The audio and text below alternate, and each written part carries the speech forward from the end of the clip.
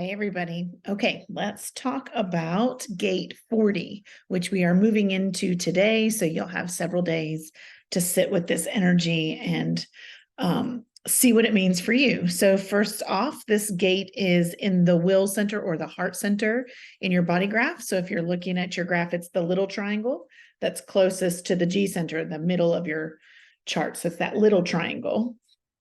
And the gate is gate 40. So, if you don't know which of those little triangles over on that right-hand side of your chart are, there's one that's a little bit bigger, that's the emotional solar plexus, and then there's one that's smaller that only has 4 gates in it, and this is gate 40, so that will help you find it as well. So let's break it down. In the I Ching, this gate is a fire and water gate. So we'll talk about that in just a second. And it's called the gate of deliverance in the I Ching.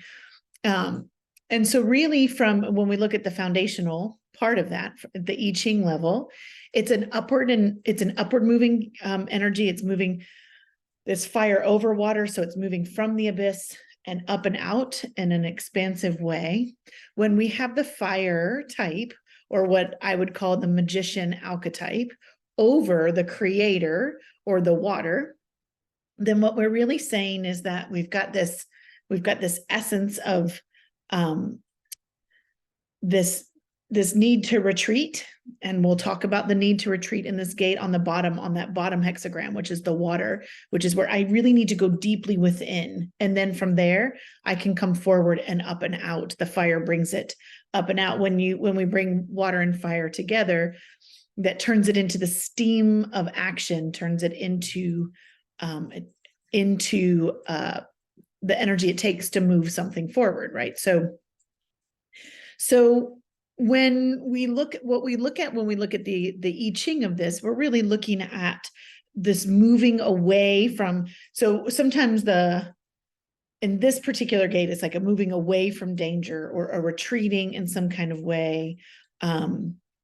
It also it's giving us the space to kind of step back from something and say, what am I still carrying with me? What have I picked up along the way? Where have I worked with something and now I am kind of resting on my laurels? So there's a lot of different ways that it's kind of interpreted when we look at the I Ching. But what I really want you to hold on to is like, this is a gate that asks us to go within, to retreat within, and then to get curious about like, we've been working through this series of gates that has to do with our ability to kind of retreat inward, which is really the essence of pretty much every gate. It all starts with our ability to go into the heart center, to find that stillness, and to get curious with the parts of us that are having an experience, and to not hold on, to like let it go, to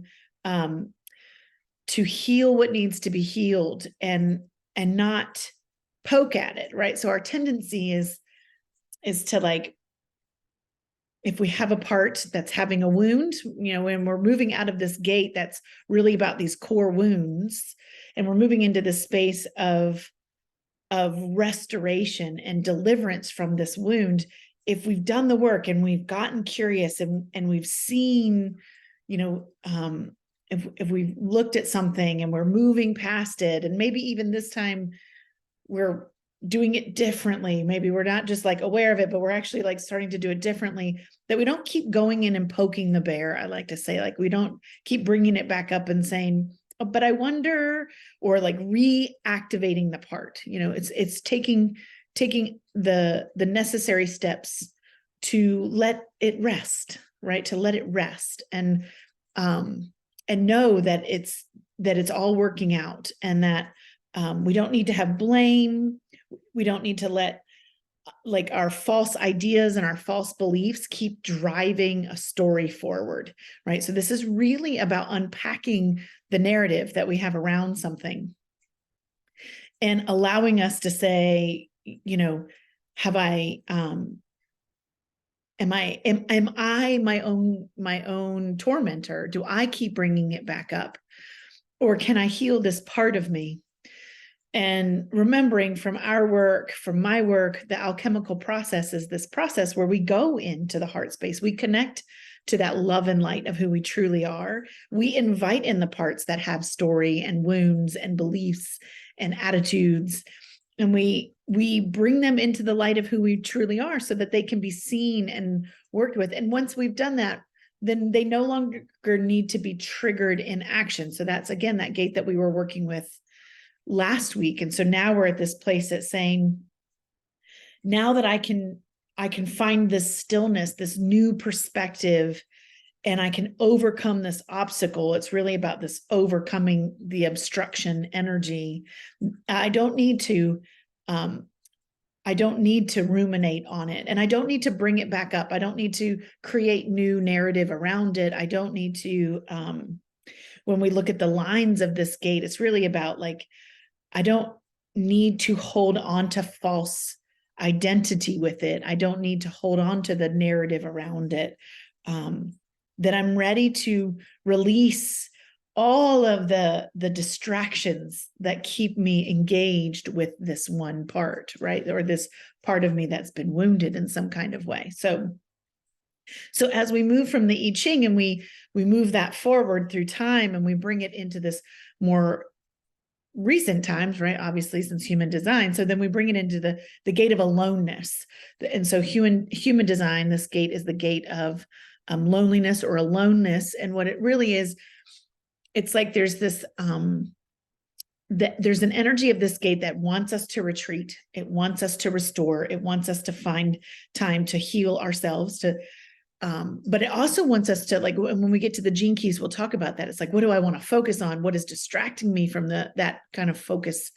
And we'll look at that in a minute, but it's like, well, I want to step back, right? So there's this restoration aspect of it, of like pulling back and what do I need? But there's this undertone to this gate that's also this need to so in human design, that when this gate can be active, if it's active for you, it can have this undertone of loneliness. Like, even though your community might be telling you you're amazing, or your partner is telling you you're amazing, you might not be able to feel it fully, right? It can feel like you're really not being seen, or you're really not being fully supported. And it activates, remembering that at the core, human design is really also about our mutations and our evolution as humanity and our activations. And so it's like, it activates this part of us that seeks to be in relationship, to be in partnership, to be in community, and therefore ensuring at a genetic level that we continue to disperse resources and continue to create community. And so there's kind of this both and of this gate of like needing to retreat into my own space, but then feeling really lonely in that space and needing to be pulled back into connection, and being willing to see the connections that are all around me that I might not be acknowledging, right? So this is like, again, that shift in perspective of like delivered from the obstruction. If we go back to that I Ching, that deliverance is the name of this gate. It's like being able to shift the perspective and see like, oh no, wait, I am surrounded by community, and I can re-engage from that place. So that's kind of what we see this gate do in human design.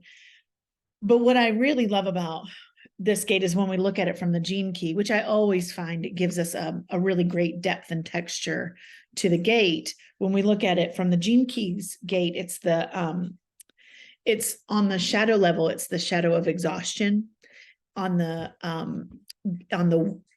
gift level, it's the gift of resolve. And then at the acidic state, it's divine will. And so let's just kind of walk through that progression. And so exhaustion, let's look at the shadow side first. Exhaustion comes from, most of the time, we are exhausted because we are internally creating disruptions for ourselves. We have all these parts that have all these narratives that are kind of driving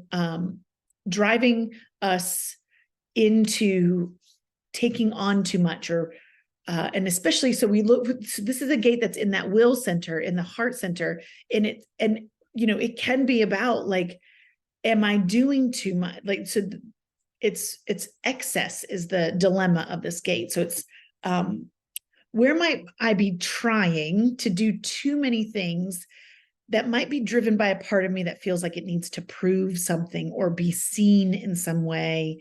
It might be giving to get in some kind of way, right? This gate can also have this feeling of like, it gets this in the shadow, it gets this shadow of doing, right? Like we're just this excess of commitments of I'm doing this and I'm doing that and I'm doing this and I'm doing that. We're all just doing too much, right? And so that can, in the act of that, being so busy with our hands, busy with our minds, we actually are missing that deep connection to our source, that time to that yin time of restoration. And it actually leaves us, this gate in the shadow will leave us thirsty for more soul restoration, more, Richard Rudd talks about that this is an exhaustion like when we think about the word exhausting, like we often think about our especially in our modern culture, we're all exhausted from what we're trying to do with our lives. Where you might have a family, you might also have a career, you might have partnerships, you might have many companies, you might have a lot to do, right? And there's a sense of that all of that doing creates exhaustion. But it's also, we're looking at it as a collective. So we're looking at how we are exhausting ourselves by one, like basically believing that we need to buy into the game of what all needs to be done. But also we look at it from the perspective of this exhaustion in our resources. We're burning through our resources. We're exhausting the time where we're not, the excess of our lives isn't making space for us to take a deep breath, for us to ground, put our feet in the ground, put our hands on the earth, to connect to all that's important. And in the I Ching, there is a reference here to the idea that like we get so busy and we get where we want to be, right? That we forget to think about the whole. And it really, from a collective, it asks us to look at like, have I achieved enough? And from that achievement, can I remember that nature needs me, that the earth, I'm a steward of the earth. I'm a steward for my community. That there are other people that need me. I can, ultimately I can get really self-absorbed with what I think I'm here to do. I mean, that's what this gate asks us. I mean, I can, but I'm talking about us universally, right? So this gate asks us to remember, even though you've been really super focused on what you need to do in the world, this busyness in the world, this excess in the world, once you have excess, let's be real, if we're living in these times in this country, we at least have some amount of or at least a lot of us, that's not a fair statement, but there's a lot of privilege, right? I'll just say there's privilege all around, right? And we can forget, that's some of this gate is saying to remember, like, are you remembering that you're privileged in some kind of way? Are you remembering that no matter how bad your circumstances are, that, and this is the divine will side, when we get to the Siddhic state, no matter how bad it's been or whatever the narrative has been, and the system that might be oppressive, and all of those things can be true, while also remembering that you have this connection to divine will, and that those things do not have to define your future. It doesn't mean that things are right or wrong. It just means that there is an internal power that you can access, and that's divine will, in order to shift your relationship to what's going on in your world. Not to say that that's easy, because when you have a lack of resources, when you have a lack of people caring whether or not you have resources, there is definitely a challenge in that place, right? But to remember that when we take away all of the challenges at the core level, at the highest state, no matter what the challenge is, we still have access to this higher part of ourselves and the quality of divine will. So we'll get to that in just a minute. But when we get down to this, to the root level, it's really about like the exhaustion that comes from excess. And it's interesting because this gate is a gate of the stomach, but the stomach is part of the earth energy in the 5 elements when we are looking at the the guardian in the archetype, and the spleen and stomach together make that element that and when the spleen itself is carrying too much of a load, it can have this, it can be depleted. It can be totally exhausted, but it's exhausted by the excess. It's exhausted by having to do too much, having to be too much, having to transport too much, right? So it's like, and then we actually get this relationship with water, and so we start to get congested, we get swollen, we collect, we might gain weight, we might have, we get this collecting going on, this excess of, but it comes from a state of exhaustion. And that's a lot of what the energy of this gate is like. A lot of our exhaustion is because we are choosing to drag around the bags. We're choosing to drag around too much. And so when we get into the gift of this gate, it's about resolve. It's about focus, right? It's like, and Richard Rudd even talks about, even for those of us that are seekers, and I'm a one line in my human design, which means I do nothing but learn and seek. On some level, I'm always needing more information. I need foundational information. And even he points out in the 64 ways, he says, like, pick a system and study it, sit with it, be with it. Don't rush to like try and learn all of the different systems. That rushing around and not focusing in on something, not having the resolve it takes to stay with something. And that's really what there's an earth energy to that too, of even though this gate comes from fire and water, as we've talked about on the I Ching level, it's a stomach gate. And so we've got this earth energy that goes with it. And that is really like earth. When we look at the 5 elements, earth creates the boundaries for things. It's the connection between things, but it's also, if you think about earth, like it contains the water, right? Like land creates these boundaries. And so if you think about that in terms of resolve, it's like, I'm going to focus on this thing. I'm going to be devoted to this thing. I'm going to create boundaries for myself around this thing. It's and again, we're looking at the will center, right? So it's like our ability to have willpower in some way, right? To kind of find that our inner resolve to commit to this habit that we're breaking, or this, habits don't change themselves. We have to bring our awareness to the habit, and then we have to rewrite the habit.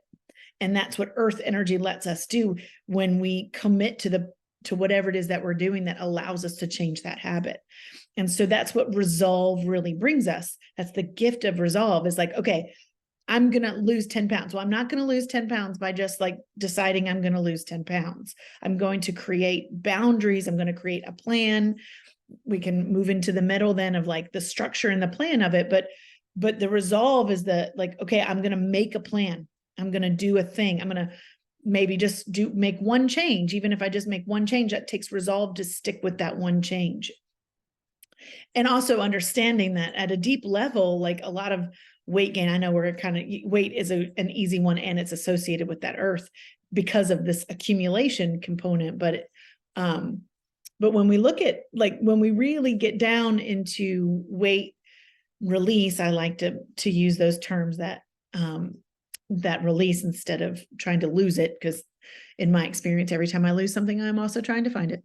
But it's really about like, what would happen if really it was just about really grounding. It was really about getting more still, getting more focused, and not so much about all the things I need to do about it, right? So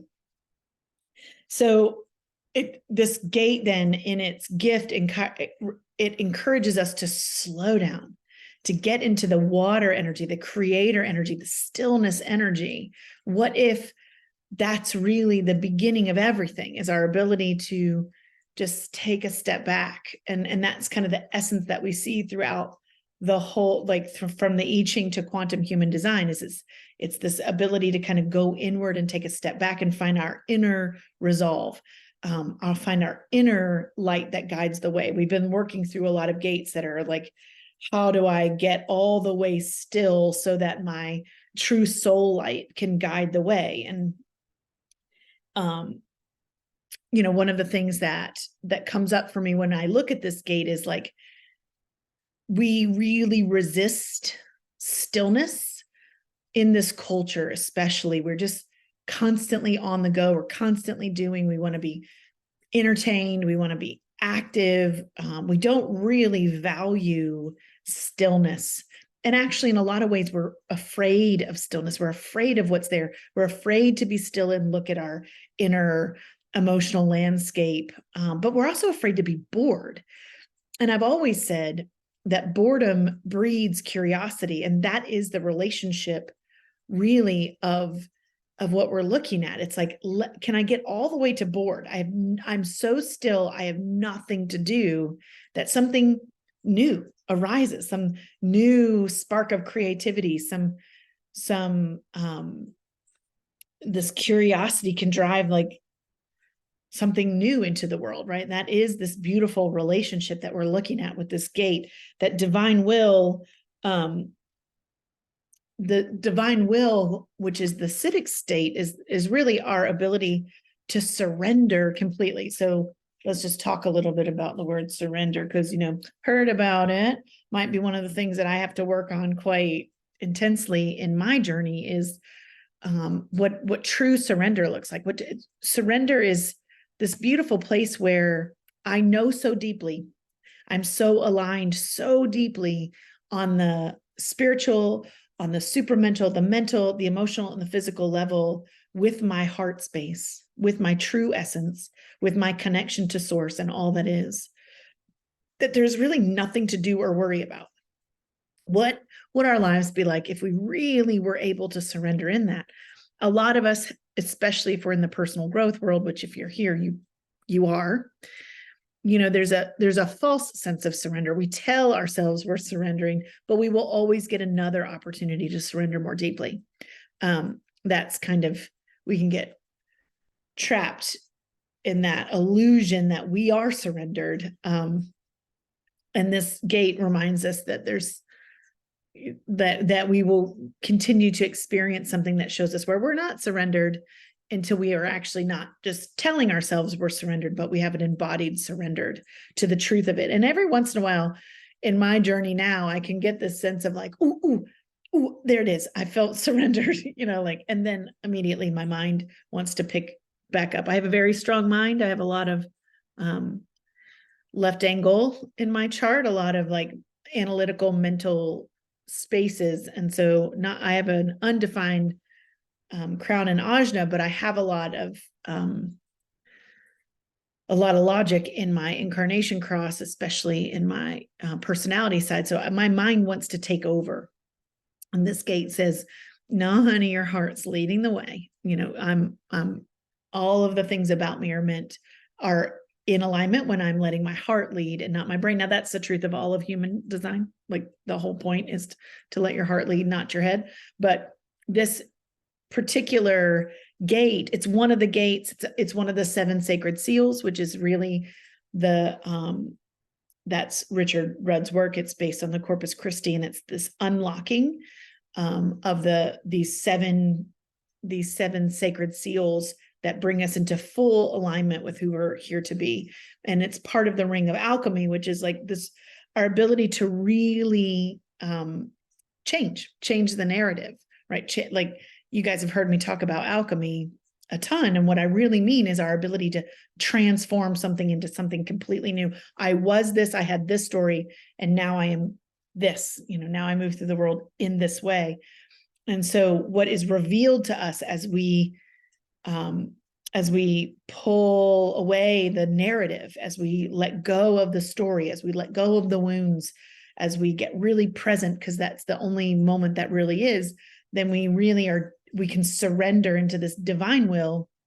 And there is nothing for me to do but trust in the flow of time, space, resources, right? So this is again, this is in that heart center. So we could be looking at, this is one of the gates that we look at when we do abundance work, is really surrendering into trust and my higher alignment coming inward for resolve, coming inward for guidance instead of trying to prove myself into being.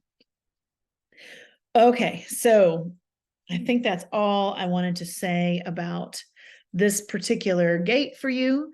I hope this helps you work with this gate. I will be back with some more information because we'll be having a full moon tomorrow. So I'll give you an overlay for that as well. But for now, let's just start to sit with, like, where am I overly committed in my life? Where do I want to pull inward and be led from my heart space instead of my need to prove myself in some kind of way, or my need to whatever word I lost the word I was trying to look for, but really, like, aligning with that divine will. Where can I surrender even more? Where do I think I'm surrendered in, but I could surrender even more? Where can I really get so still that creativity is what moves me instead of my mind? And so, okay, this gate encourages you to take a break, and every once in a while we need to do that. So also remember to take a deep breath, to take a break, and I will be back more. I'll be back soon with more. Of course I will.